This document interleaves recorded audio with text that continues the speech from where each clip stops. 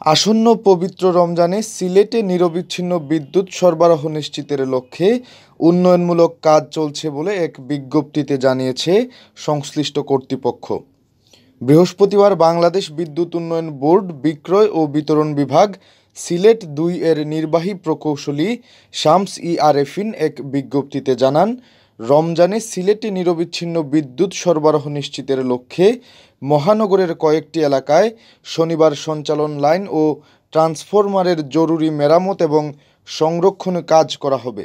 ফলে এদিন সকাল 8:30 থেকে বিকেল 4:30 পর্যন্ত মহানগরের শাহজালাল উপশহরের এ, বি, সি, ডি ও জে ব্লক, তেররতন, সোনারপাড়া, মজুমদারপাড়া, পূর্ব মীরাবাজার, দর্জিপাড়া, খারপাড়া, কুশিঘাট, টুলটিকর, মীরাপাড়া, কল্যাণপুর, শাপলাবাগ, মেন্দিবাগ এবং নোয়াগাঁও এলাকায় বিদ্যুৎ সরবরাহ বন্ধ থাকবে।